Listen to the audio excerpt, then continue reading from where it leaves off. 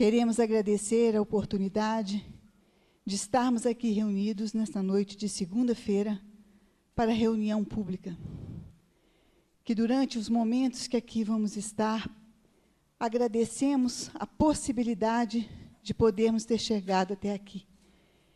E pedimos que possamos estar presentes de boa vontade, com o pensamento aberto, para tudo que nos for dito, para tudo que nos for passado, para que possamos, aproveitando as palavras da noite, transformarmos interiormente.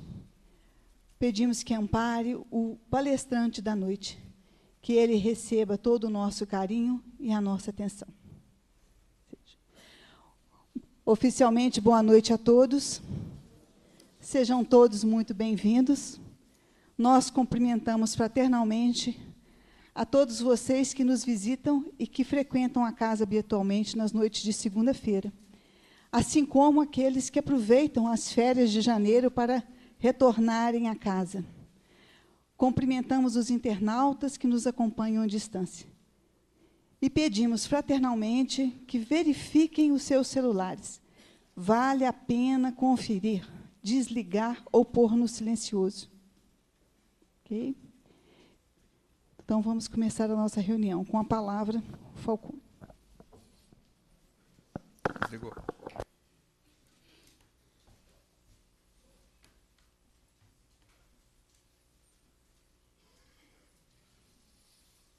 Prezadas irmãs, prezados irmãos, que Jesus, o amigo e benfeitor de nossas vidas, continue a nos envolver neste dia abençoado em que o sol resolveu mostrar que continua vivo. Porque já tinha gente acreditando que o dilúvio estava voltando à terra. Vamos falar baixinho porque o sol é muito tímido e pode de repente querer ir embora de novo. É muito comum observarmos pessoas vivendo a experiência da baixa autoestima. Pode parecer um contrassenso. Baixa autoestima. É baixo ou é alta?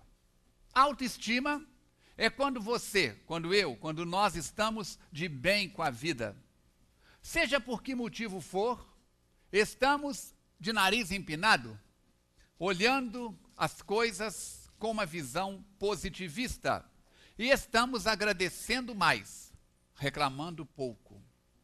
Baixa autoestima é o contrário. É quando nos colocamos como se as coisas estivessem indo mal.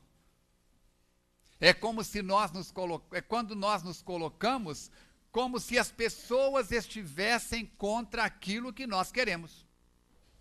É quando reclamamos mais e agradecemos menos. Mateus Fernandes Fraga, o mentor espiritual da nossa casa, diz que a vida é como um rio. E eu que nasci às margens de um rio, cresci às margens de um rio, naquele tempo em que se podia pular de cima da ponte no rio e nadar. A água era limpa. A poluição era quase nada, não existia essa palavra. Isso não tem muito tempo, foi ontem mesmo. Hoje, determinada cidade, se você colocar o pé na água do rio, deixa do jeito que está. Se você colocar o pé na água do rio e tirar, se ficar muito tempo, vem só o osso. E não é piranha que está lá, tambaqui atacando, não. É realmente a quantidade de acidez da água pelo volume de cargas de toxinas que são colocadas. Num congresso de homeopatia realizado recentemente na cidade de Recife, o nosso Fernando Emílio, que senta nessa cadeira, participou, e um médico homeopata de São Paulo demonstrou que cidades que são abastecidas para a população beber, utilizar da água dos rios, estão sofrendo alterações na anatomia dos peixes.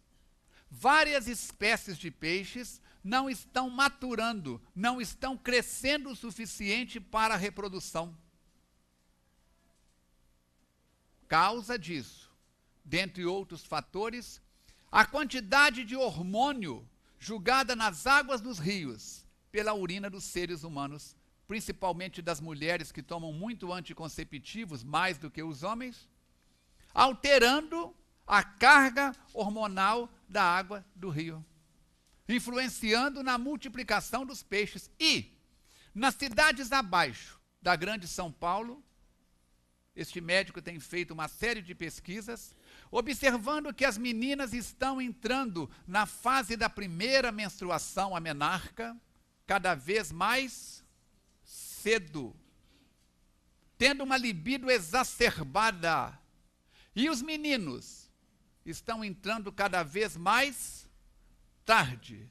E pesquisas estão sendo feitas com patrocínio de recursos diversos para medir até a capacidade reprodutiva destes meninos jovens, porque está havendo também diminuição do aparelho reprodutor masculino em termos de tamanho, de volume. Assim, estamos observando que uma série de coisas estão acontecendo em torno de nós. Quando um cidadão, uma cidadã, pega um maço de cigarro, abre e acende o primeiro cigarro, no tempo em que André Luiz escreveu os livros dele, na década de 40, o tabaco era suicídio indireto. Por quê? A pessoa, quando acende um cigarro, ele não tem intenção de se matar. O próprio André Luiz entrou no mundo espiritual catalogado como suicida indireto, pelas atividades que teve, pelo que fez, pelo que deixou que fazer. Mas hoje, quando você pega um maço de cigarro, numa das faces está estampado a marca, o logotipo, mas quando você vira do outro lado, tem um sujeito faltando uma perna e dizendo: este produto é um veneno, acaba com a circulação. Tem um cidadão com um buraco aqui e um aparelho da traqueostomia, dizendo as consequências do câncer de garganta. E tem uma série de outras fotos que a gente que não fuma olha e dá náuseas. E o cara que fuma faz que não vê. Então hoje, quem desencarna com as consequências do tabaco, nós podemos dizer que não é mais suicídio indireto. É suicídio direto. Quando André Luiz escreveu os livros dele lá atrás, na década de 40, principalmente, o alcoolismo era uma coisa da moda, da elegância.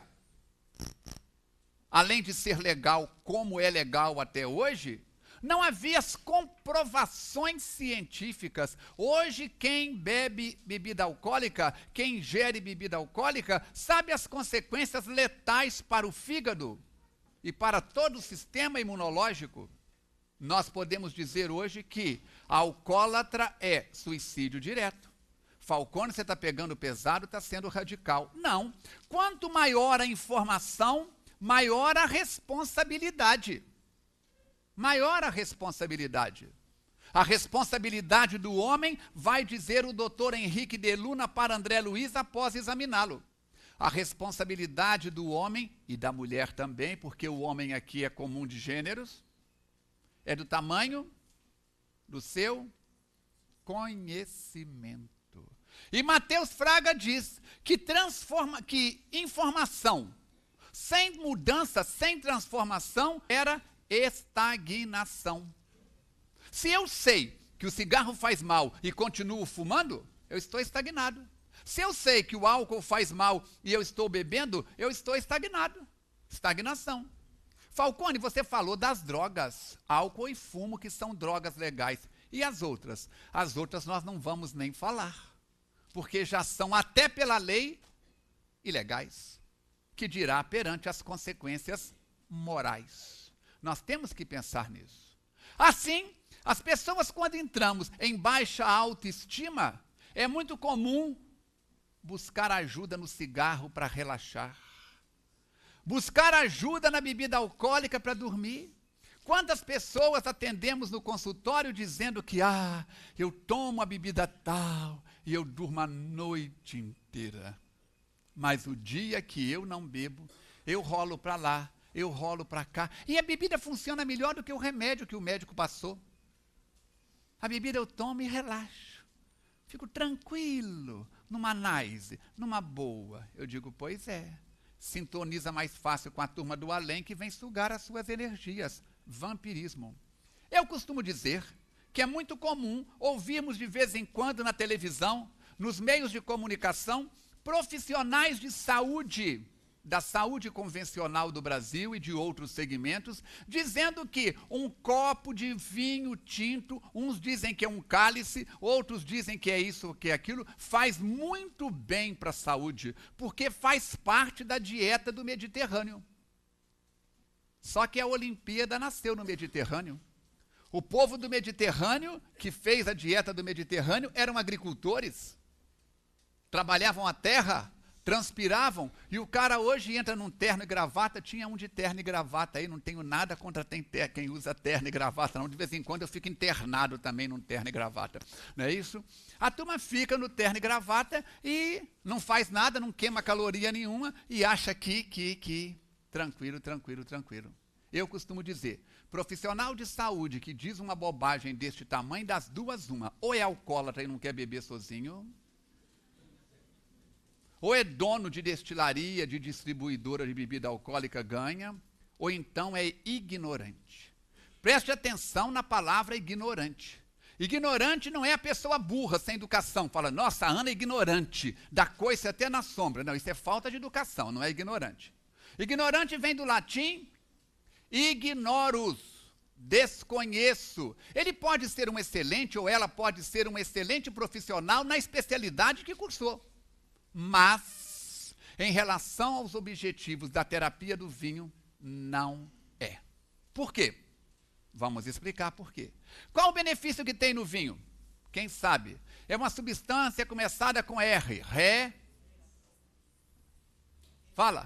Resveratrol. Só que é tese de doutorado e de mestrado de uma médica de São Paulo na Unicamp que um copo de suco de uva tem mais resveratrol do que uma garrafa de vinho. E o suco de uva não vicia. É uma excelente bebida. Tem um pH tranquilo e faz bem à saúde. Assim, para você recomendar, você tem que pesquisar. Como é que fica a situação? Nós temos que ter cuidado. E aí, quando entramos em baixa autoestima, quando entramos nos processos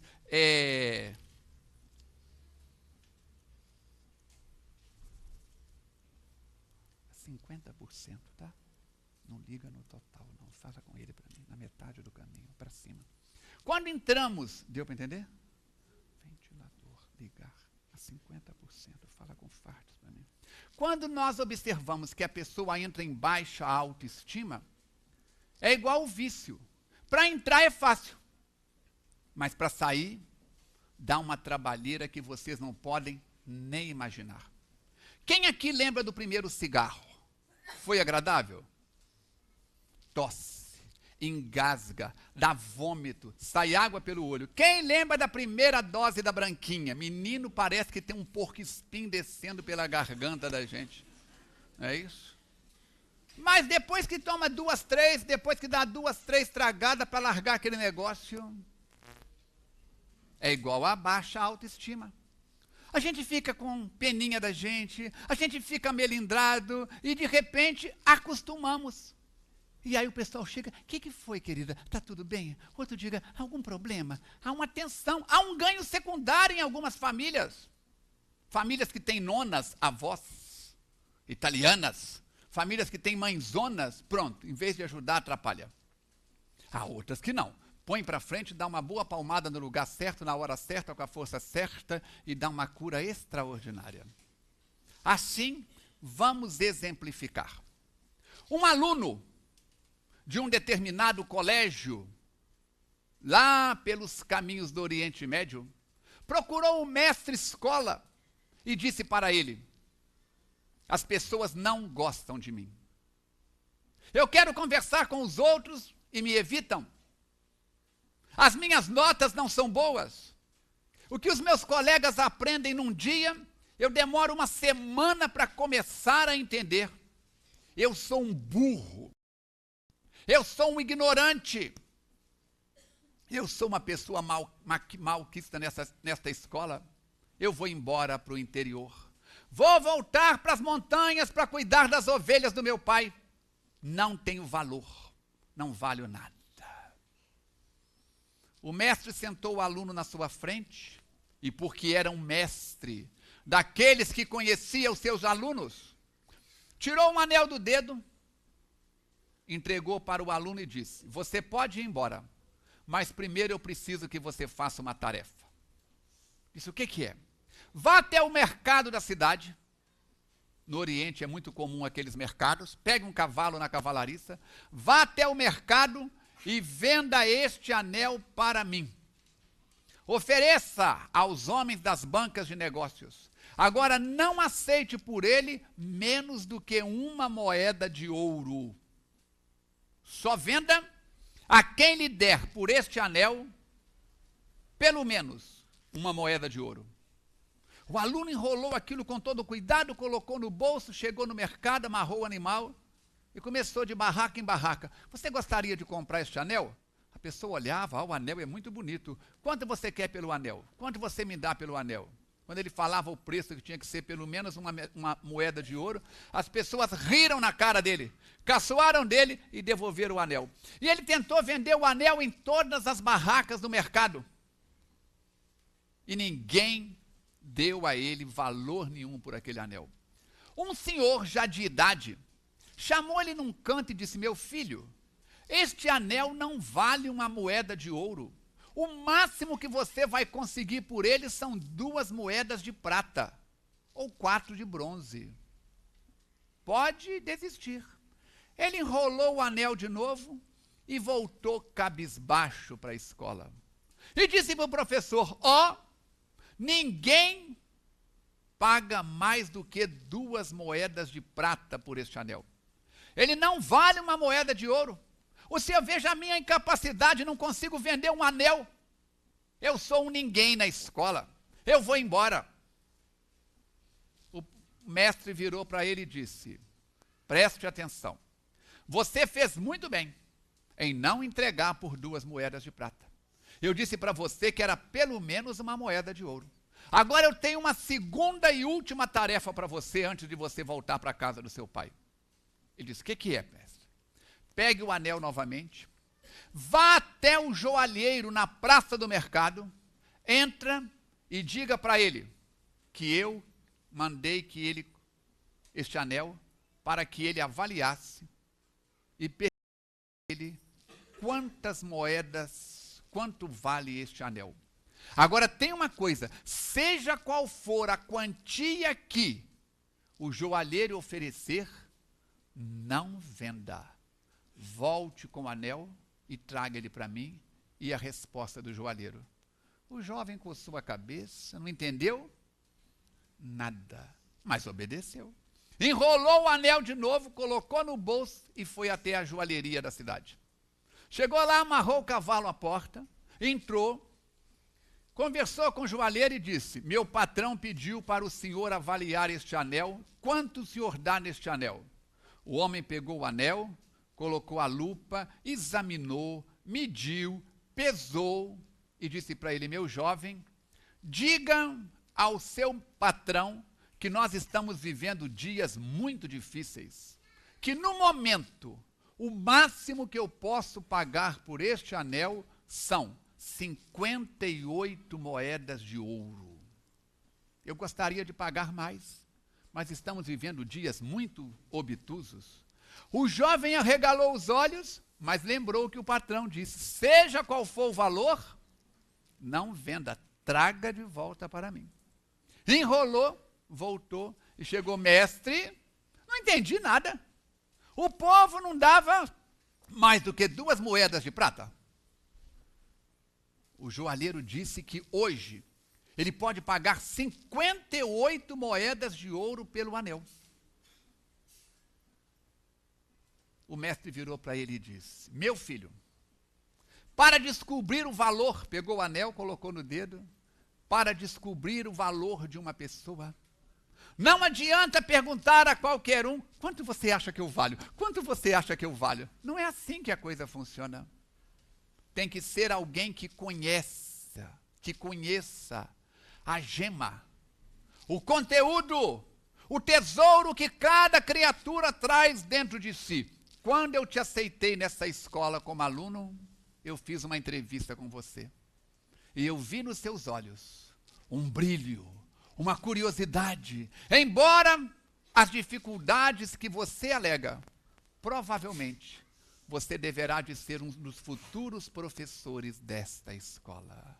Somente quem tem olhos de competência pode colocar preço naquilo que a sua competência abrange. Por isso, se você está enfrentando neste momento situações de baixa autoestima, pergunte-se por quê. Por quê? Por que que eu estou fazendo isso comigo? Como é que é, Falcone? Não sou eu que estou fazendo isso comigo. Eu estou assim porque meu marido morreu, porque minha esposa morreu, porque meu filho morreu, porque minha mãe morreu, por quê? Vamos encontrar 1000 porquês para justificar estarmos enfrentando situações de baixa autoestima. Eu já contei aqui algum tempo atrás, vou repetir. Ano mais ou menos de 98, 99. Numa daquelas crises, daqueles planos mirabólicos em que a inflação no Brasil chegou a 78% ao mês, a Ford de São Paulo dispensou mais de 600 metalúrgicos. Foi um escândalo na época. 600 metalúrgicos colocados na rua do dia para a noite. E eu pergunto para você, se você fosse um desses metalúrgicos, você voltaria para casa satisfeito? Compromissos, família, escola dos filhos, moradia, prestações, e de repente recebe um aviso de demissão. Provavelmente, todos voltaram para casa, como se diz no interior, de orelhas murchas. Mas um daqueles metalúrgicos, passando pelo centro da cidade, escreveu uma carta colocando culpa na empresa pelo seu procedimento. Amarrou uma corda no pescoço, amarrou no viaduto do chá e pulou. E enforcou-se. E deixou a carta dizendo que fez aquilo de desespero por culpa da empresa. Mais de 600 dispensados. Um cometeu uma atitude precipitada, infeliz. Eu pergunto para vocês, quem matou aquele homem? Foi a Ford? Não. Foi a atitude dele. Os amigos espirituais estão sempre nos lembrando. E nós ensinamos. Não é o que nos acontece que nos perturba. É o que nós fazemos com aquilo que nos acontece. Alguém chega, olha para você e faz uma cara que não gostou. É problema da pessoa. Nós não temos obrigação de agradar todo mundo. Alguém chega e diz, nossa, mas que blusa feia, mas que sapato horrível, não tem espelho não, amiga. Meu Deus, mas que cabelo, né? É aquela pessoa que só tem olho para poder achar defeito. A blusa tá boa, mas o resto, o conjunto não está bem. Desculpa, eu sou assim, eu tenho olho clínico. Você desculpa, eu sou franca, não é falta de educação, é franqueza. É falta de educação, sim senhor. Ninguém está perguntando nada. Ninguém está perguntando nada. É isso. Tem aquelas pessoas que a gente passa por ele na rua e diz, bom dia, eu dou bom dia até para poste. Eu passo perto do poste e digo, bom dia árvore, bom dia poste, bom dia calçada, bom dia portão. E as pessoas olham para mim e dizem, bom dia por quê? Tudo bem, graças a Deus. Graças a Deus, não, graças a mim. Eu digo, tudo bem, você é o seu Deus, vai com Deus, fica com Deus. O povo da roça não gosta de Deus, não gosta de Deus mesmo. É um tal de vai com Deus, fica com Deus, leva a Deus, ninguém quer Deus. Como é que fica a situação? Então, as dificuldades que você está enfrentando, outras pessoas estão enfrentando muito maiores dificuldades do que aquelas, e como diz a meninada, tirando de letra. Sexta-feira pela manhã, a segunda paciente que eu atendi, chegou no consultório com olhos fundos, olheiras, uma sensação de uma bola murcha, não uma bola cheia de ar comprimido. De uma cidade vizinha aqui, 3 Rios, e eu perguntei para ela, porque já a conheço há muitos anos, que isso, dona fulana? Ela disse, Falcone, tem 2 noites que eu não durmo. E o marido dela de lado, quieto, cabeça baixa. Eu disse, mas por quê? Seu marido está aprontando alguma coisa?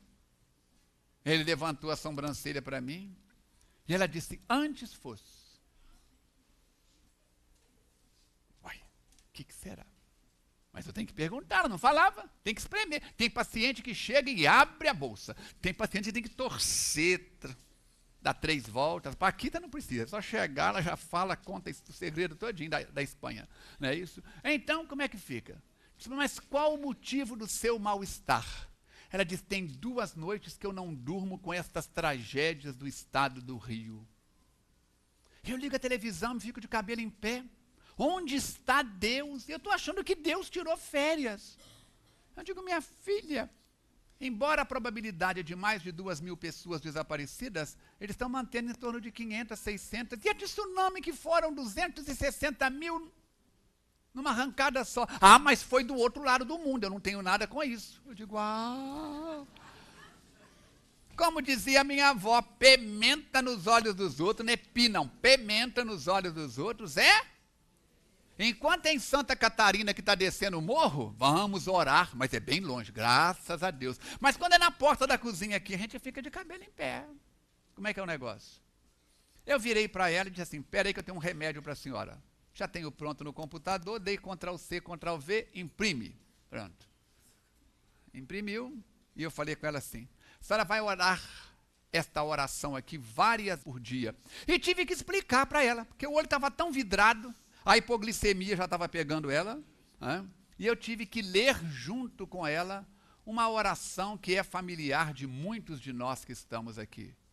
Concedei-nos, Senhor, a serenidade necessária para aceitar as coisas que não podemos modificar. Coragem para modificar aquelas que podemos. E sabedoria para distinguirmos umas das outras. E disse para ela, as pessoas que sobreviveram, muitas vão ter sequelas para o resto da vida, mas todas vão tocar a vida buscando dignidade e tranquilidade. Se a senhora ficar mais 24 horas nesse estado, eu vou ser chamado para falar no seu velório. Gente, a mulher deu um streamlick, bateu na mesa 3 vezes com a mão esquerda, passa a morte que eu sou forte. Você quer que eu morra? Eu digo, não. Eu não quero nem que o seu corpo morra, que dirá a senhora que não vai morrer nunca. A senhora é Highlander. O corpo é que morre. É isso. E dali, a coisa mudou, a conversa tomou outro rumo, e nós procuramos dar-lhe uma injeção de gasolina azul, como a gente costuma dizer, uma injeção de ânimo, de palavras positivas, de palavras construtivas, que possam mudar a pessoa. Aí, quando eu a coloquei para o atendimento lá dentro, eu perguntei para o marido dela, como é que você deixou ela entrar nesse jeito? Falcone, só faltei bater nela. Ela entrou nesse estado, e eu falei, só uma ducha para poder ajudar essa mulher. Então, precisamos ajudá-la. É uma pessoa que já tem vários quadros de baixa autoestima. Já teve várias situações em que ela traz para si problemas com os quais não tem conexão. No 11 de setembro das Torres Gêmeas, ela ficou quase uma semana sem comer, sem dormir. Há pessoas que somos assim. Homens e mulheres esponjas. André Luiz diz, cada dia da sua vida é uma página em branco no diário da sua eternidade. Você pode encher de reclamações ou de agradecimentos. Decida. Eu tenho buscado escolher o lado melhor. Encher cada página da vida com dignidade. André Luiz nos convida à saúde com equilíbrio.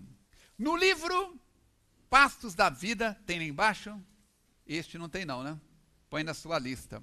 Ele dá 10 passos para garantir o equilíbrio. Eu vou ler 5 hoje e vou ler 5 amanhã, na nossa terça-feira do mês, na reunião de saúde e autodescobrimento.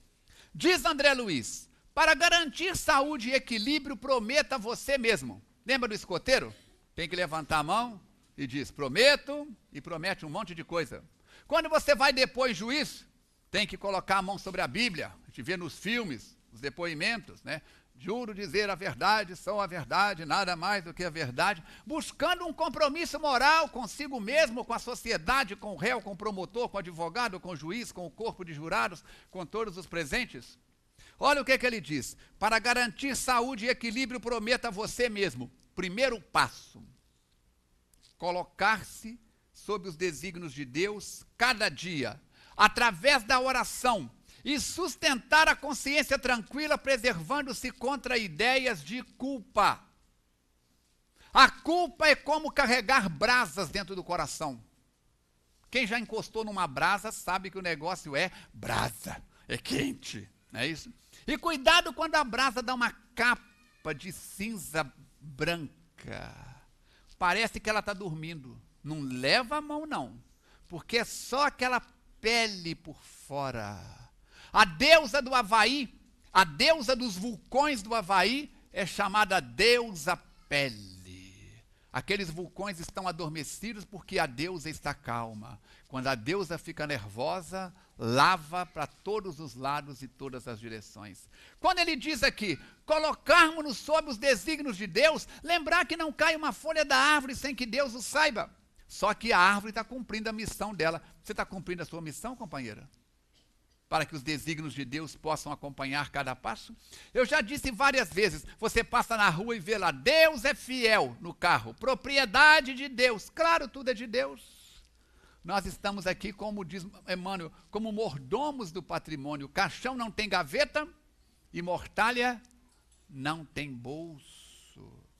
Deus é fiel, mas será que o motorista é fiel? Não sei.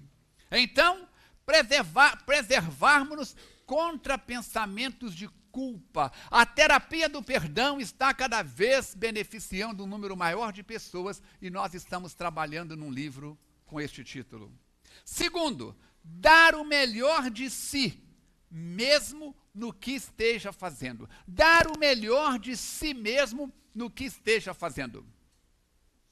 No mosteiro budista, tem um preceito que os chelas no mosteiro budista é o discípulo. Os discípulos aprendem desde o primeiro dia no mosteiro. A vida do monge budista é disciplinar-se para, na hora de comer, comer. Cada monge budista lava a sua louça. Acabou de comer, na hora de lavar a louça, lavar a louça. E na hora de sentar para meditar ou para estudar, sentar para meditar e estudar. A maioria de nós estamos almoçando pensando na janta. Ou estamos na janta pensando no sono. Ou estamos no sono pensando no café da manhã do dia seguinte. Raros somos aqueles que trazemos a atenção para onde estamos. Passamos por familiares na rua. Você fala assim, tá me vendo aqui? Não, fulano, você aqui, desculpa. A gente leva um susto. Olha na rua, Alfred, a quantidade de gente que desce conversando sozinho, você viu? Aí você fica olhando se está com fone de ouvido, se está com celular. Não, está conversando com ele mesmo. É isso? Como é que fica a situação? Nós temos que prestar atenção. Na hora que estiver no trânsito, meu querido, presta atenção no trânsito. Porque senão você pode perder o reflexo por uma moto, um pedestre, uma criança, uma bola, um idoso, um adulto, quem quer que seja que passe pela frente do carro. Na hora que você estiver digitando um texto, preste atenção ao digitar. Corrija antes de enviar.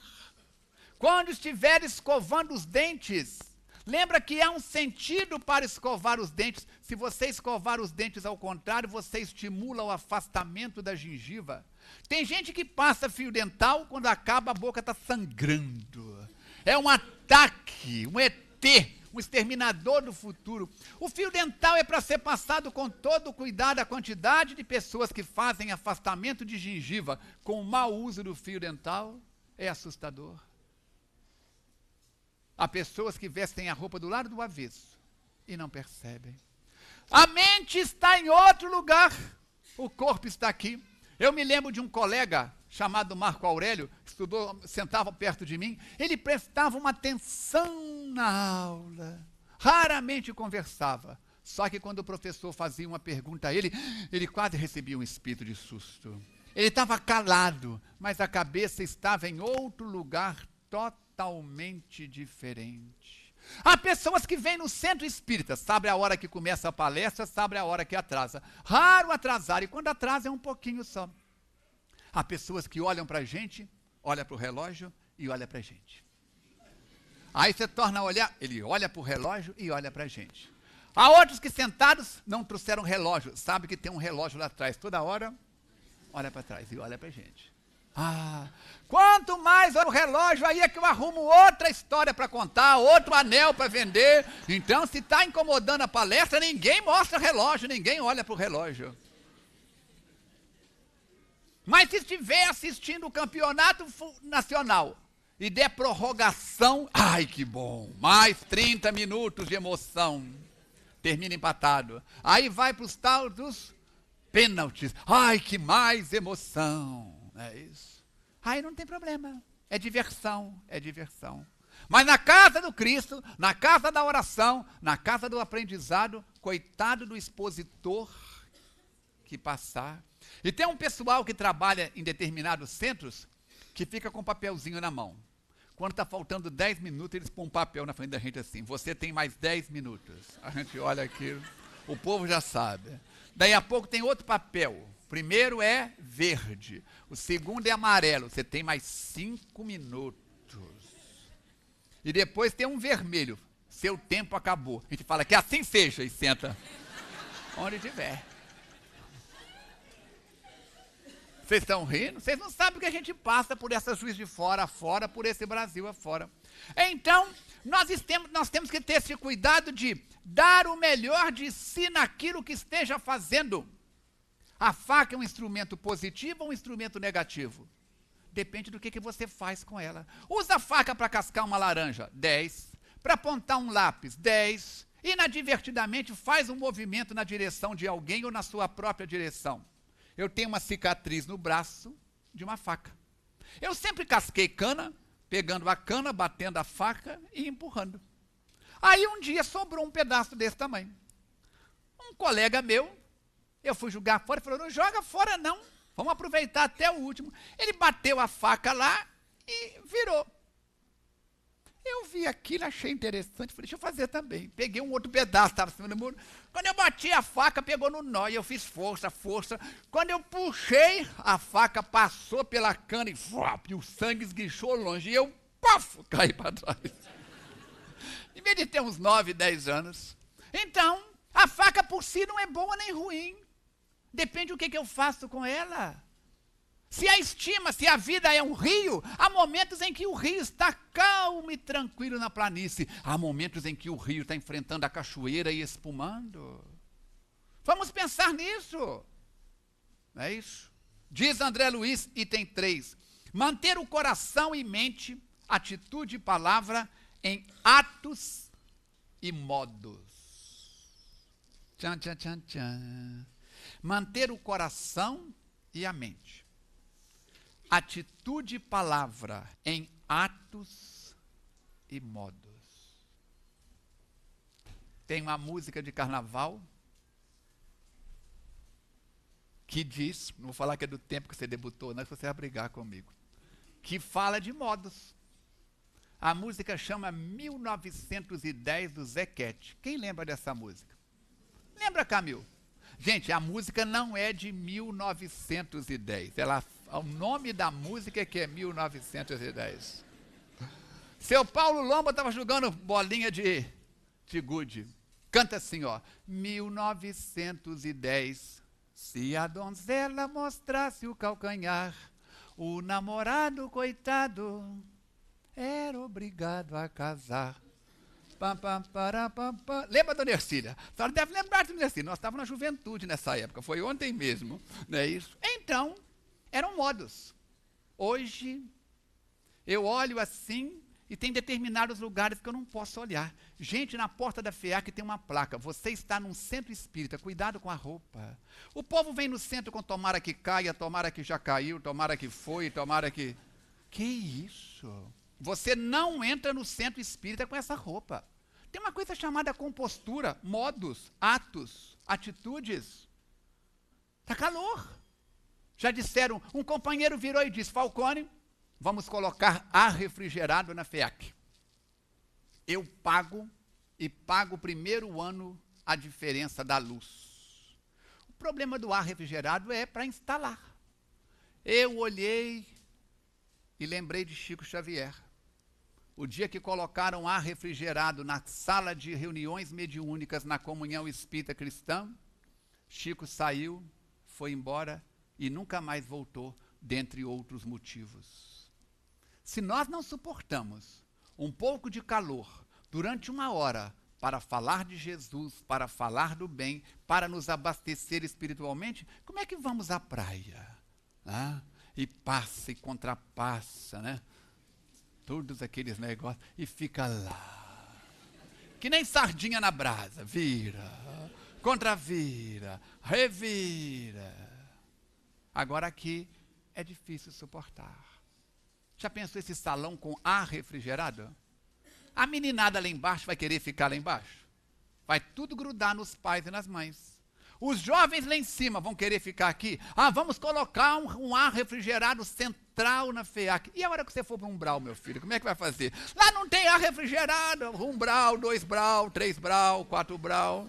Então a gente já vai preparando de uma vez. Porque se a gente for para a regeneração, não tem problema, já está tudo refrigerado, tranquilo lá em cima. Vou para um brau, é isso? Temos que pensar nisso. Dignidade no falar, dignidade e atos no agir, dignidade e atos no vestir. Tem uma placa na recepção, tem uma placa na entrada. E aqui na FEAC nós estamos sempre falando sobre este assunto. Há centros espíritas que a gente vai falar que não pode olhar para o pessoal, que se cruzar a perna ou não cruzar a perna, você vê o perispírito. Não é isso? Então, como é que faz? Aí tem que chegar e falar assim, meus irmãos, porque Jesus é o quê? A gente fala para as lâmpadas. Um dia um companheiro falou, você está com torcicolo? Eu digo, não, por quê? Você ficou o tempo todo assim, eu digo, não posso, se eu olhar para baixo, a gente entra em vibrações inadequadas. Tem que ficar assim. Como é que faz? Então, quem hoje veio com essas roupas, a semana que vem, volte novamente e traga mais alguém. Mas venha com roupas melhores. Cuidado com o decote, cuidado com a falta de alça, cuidado com... Questão de bom senso. Diz André Luiz, buscar inspiração constante no bem. O que você leu nas últimas 3, 4 semanas? Nos últimos 30 dias? Que tipo de revista, de livro, de DVD que você colocou no seu notebook, ou no seu carro, no DVD, ou no DVD da sua casa? Que canais de televisão você dá preferência para assistir? Tudo que entra pela boca, que entra pelos olhos, que entra pelo ouvido, mexe com o nosso equilíbrio.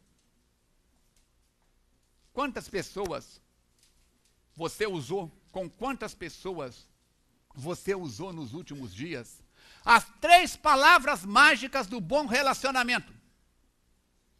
Primeiro, por favor. Por favor. Quantas horas? Por favor. Empresta a cadeira. Por favor. Falcone, que isso? Está demodé. Não. Educação está sempre presente. É a primeira palavra mágica do relacionamento. Com o pessoal de fora, na empresa, no trânsito, na vida social e principalmente no lar. Segunda palavra mágica do relacionamento. Obrigado. Obrigado. Por favor, me arruma um copo d'água. A pessoa trouxe água. Muito obrigado. Obrigado. Ou como dizem os espanhóis, gracias. Grato. Gratidão é mais educado ainda.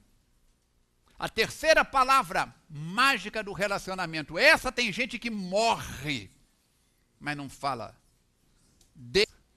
Eu pedi desculpa para ele? Eu pedi desculpa para ela? Nem morta. Morre. E vai ver o que encontra do lado de lá. Todas as más desculpas que estão entravadas. Nós acordamos no mundo espiritual com aquilo que semeamos na terra. A doutrina espírita é muito clara nisso. Diz André Luiz: servir desinteressadamente ao semelhante quanto esteja ao alcance de suas forças. Vamos repetir? Servir desinteressadamente ao semelhante quanto esteja ao alcance das suas forças. Na parte terceira do Livro dos Espíritos, Allan Kardec pergunta nas leis morais, a lei do trabalho, qual o limite do trabalho? O limite das forças. Se você aguenta levantar 50 quilos, esse é o seu limite. Se você aguenta levantar 80, esse é o seu limite. Se você aguenta levantar 30, esse é o seu limite. E Mateus diz o seguinte: quem trabalha no limite das forças não faz mais do que obrigação. Diz o benfeitor espiritual que todos os homens e mulheres que deixaram seu nome em destaque nas páginas da história trabalharam muito mais do que o limite das forças. Gandhi era um catatauzinho desse tamanhozinho, magrinho, levantou a Índia. Pôs os ingleses para fora sem disparar um tiro. Teresa de Calcutá, Agnes Concha. Vê as pessoas morrerem nos montes de lixo. Calcutá é a cidade que tem mais rancenianos no mundo, mais leprosos no mundo. E os parentes pegavam as pessoas, e ainda fazem até hoje em algumas regiões. Nunca enxugava num monte de lixo. Madre Teresa sabia que não tinha como curar a lepra daqueles homens, daquelas mulheres, mas podia dar a eles uma morte com dignidade. Irmã Dulce, personagem da história do Brasil, reencarna nas terras da Bahia, com 1/3 de um pulmão. Monta o maior conglomerado hospitalar da Bahia para atender a pobreza, para atender os descendentes da escravatura, tanto no corpo branco como no corpo da raça negra, com 1/3 de um pulmão. Chico Xavier, casado com 2 mulheres perigosas, irmã Angina e irmã Catarata. Diz ele que quando a irmã Angina largava, a irmã Catarata agarrava. E ele era casado com 2 mulheres perigosas. Veio na terra para escrever 30 livros, escreveu 418. E você e eu, o que nós estamos fazendo?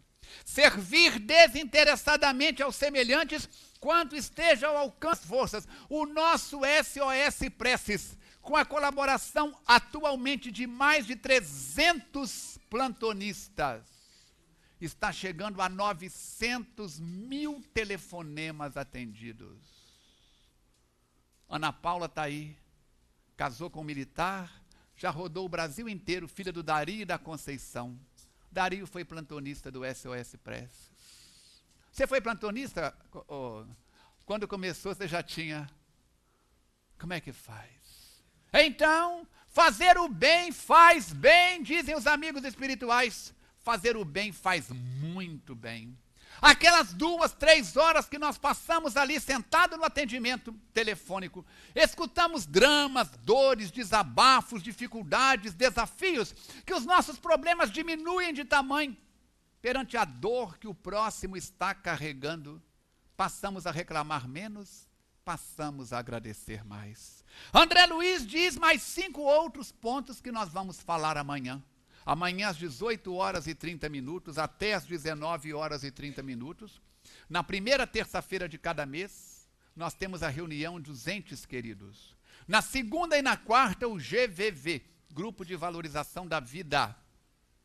E na terceira, reunião de saúde e autoconhecimento. Nós vamos falar os outros 5 amanhã.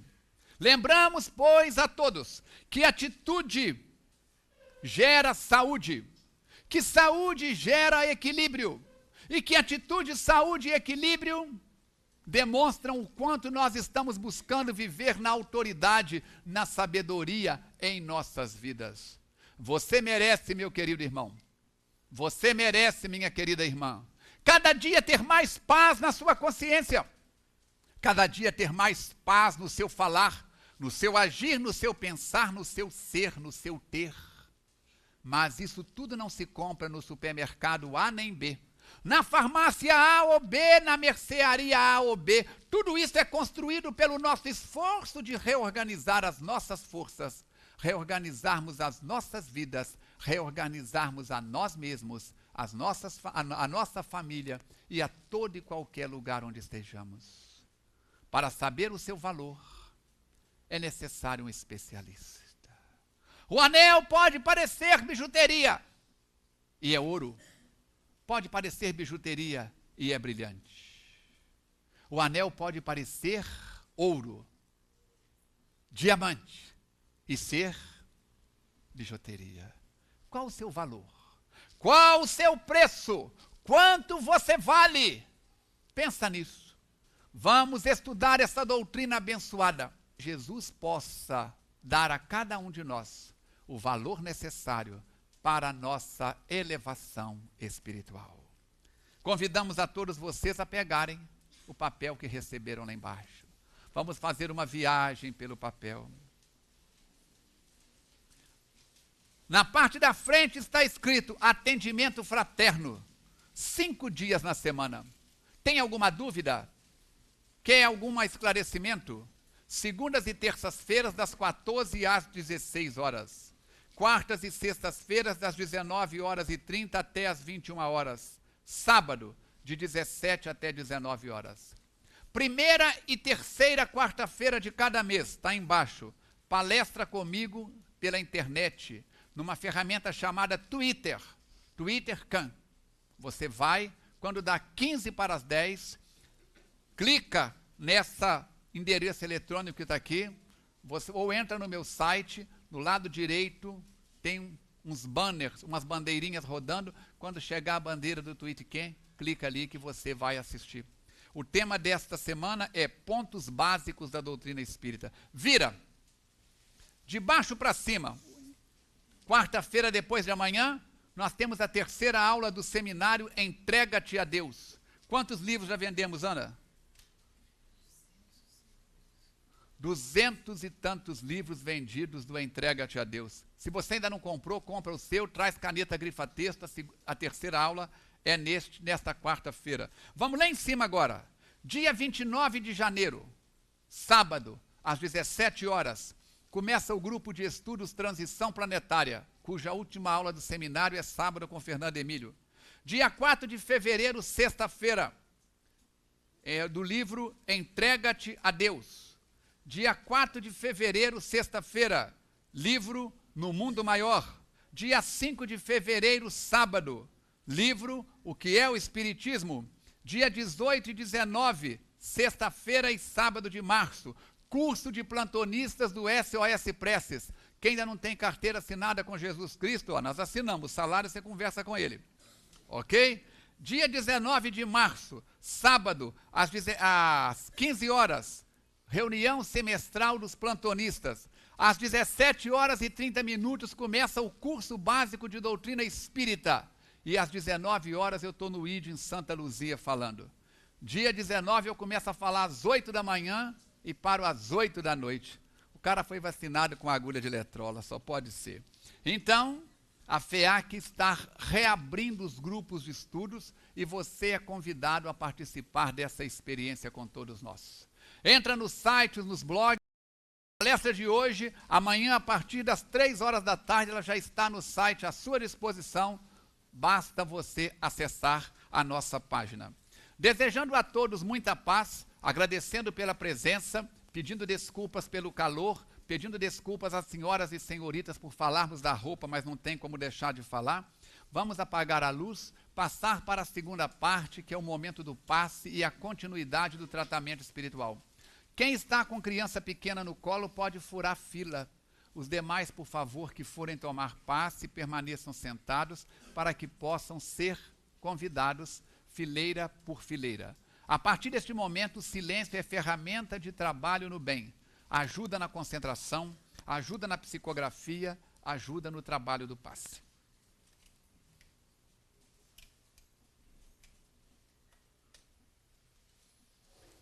Deus de amor e bondade, continuamos agradecendo a oportunidade de estarmos reunidos para as experiências positivas do estudo, da reflexão positiva, da oração em grupo. Que as vibrações que saem de cada um de nós neste momento possam ser levadas até os nossos irmãos e irmãs que viveram este problema das tempestades aqui no estado do Rio de Janeiro, para os que desencarnaram, para os que sobreviveram no corpo físico, que recebam as nossas melhores vibrações. Vibramos também em favor do Centro Espírita Fé e Caridade, na Rua Paraná 86, que nesta quinta-feira está completando 90 anos de existência, sob a batuta do nosso companheiro José Maróculo. Ao Maróculo e a toda a sua equipe de trabalho, as nossas melhores vibrações. Vibramos pela nossa irmã Terezinha de Castro, na sua casa. Vibramos pelos nomes anotados nos papéis na recepção. Por aqueles que trouxermos à tela dos nossos pensamentos, encarnados ou desencarnados, onde quer que sejam visitados pelos espíritos amigos. Vibramos pelo lar dos nossos irmãos internautas que acompanharam o estudo da noite. Abençoa-os, Jesus, nas suas realidades e nos seus propósitos, abençoando a todos nós para que possamos cada vez mais buscar autoestima, construir autoestima, buscarmos saúde, buscarmos equilíbrio em nossas vidas, dando graças a este Deus de amor. E iniciamos neste momento a segunda parte da reunião desta noite, convidando a todos a permanecermos em clima de silêncio e oração. Que assim seja.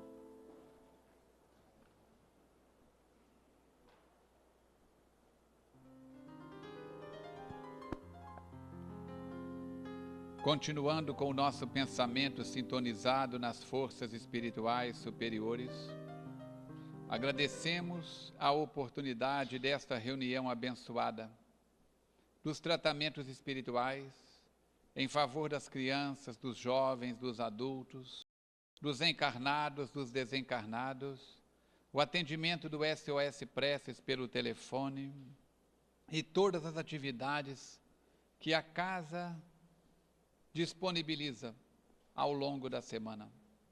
Que possamos juntos fazer desta instituição cada vez mais o nosso porto seguro, a nossa universidade do Espírito, para que juntos, melhorando a nossa capacidade de aprendizagem, vencermos o homem velho e, vivendo o Evangelho, estarmos mais com o mundo espiritual superior. Rogamos a este mestre de amor que espalhe as suas bênçãos por esta Juiz de Fora, pelas Minas Gerais, pelo Brasil, pelo planeta Terra, em favor de todos e de cada um, na sua necessidade e no seu merecimento. Que de retorno ao lar, possamos levar aos familiares queridos as vibrações que ora nos envolvem, e que durante o sono da madrugada, enquanto o corpo repousa aqui em espírito, tenhamos condições de, na dimensão espiritual, aprender, observar, trabalhar, servir. Dando graças a Deus, encerramos a reunião desta noite com sinceros votos de paz, em favor de todos. Que assim seja.